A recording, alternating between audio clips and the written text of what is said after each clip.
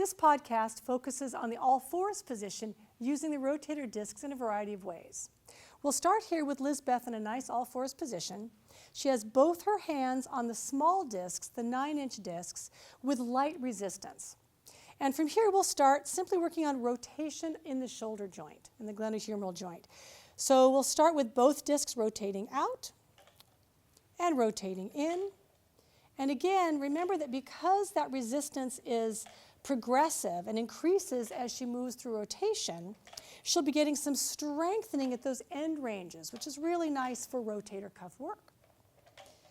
Now to add to this, that's very nice and simple, we're going to take both arms in one direction. So we'll start, again, try to keep the torso together. So this is just the glenohumeral joints moving.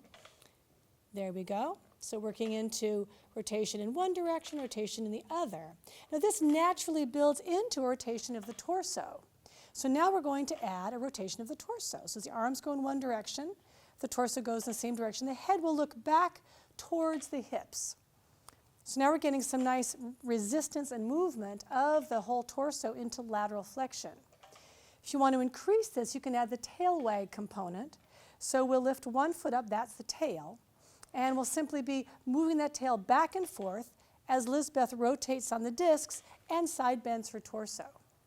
So here you've got the hip moving in rotation, the spine moving in lateral flexion, and also the shoulders moving in rotation. Whole body movement. All right, very nice. Now we'll take a variation of this using a different disc.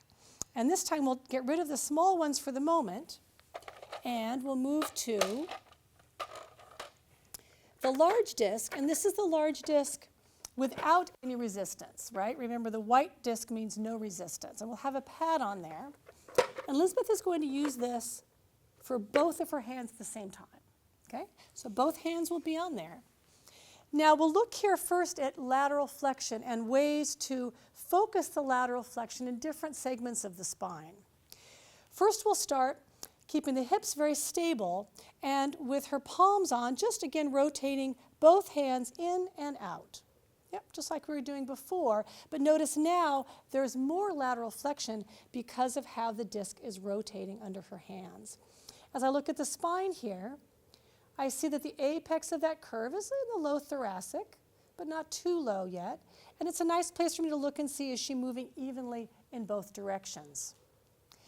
Now, if I want to move that lateral flexion farther down in the spine, I'll have her lower down and put the forearms on the disc. There we go. And she can close the hands together. You can keep them separate or close them together. And now take that same movement from here, and suddenly you'll see that this lateral flexion is happening much lower down in the spine. So now she's more roughly around the thoracolumbar junction. Now let's say that I wanted to take it even lower.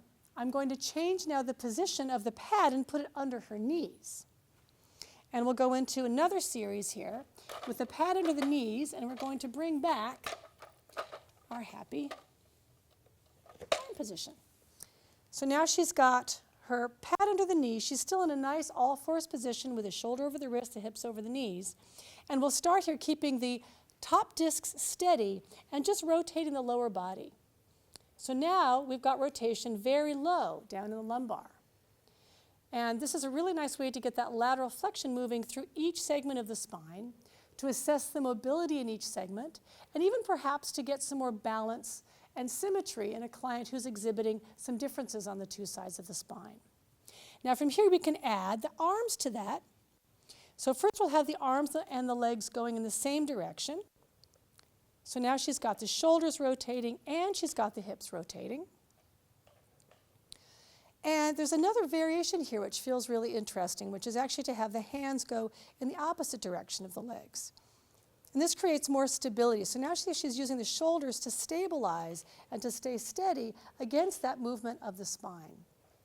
You'll also start to notice that now that side bend starts to get a little rotation going, and we get into a more full-bodied movement all the way around. I'm always looking here for integrity, for symmetry, for continuity and integration of the whole body: neck, shoulders, ribs, low back, pelvis, and legs. All right, and there's one way to put together some all-fours work on the rotator discs.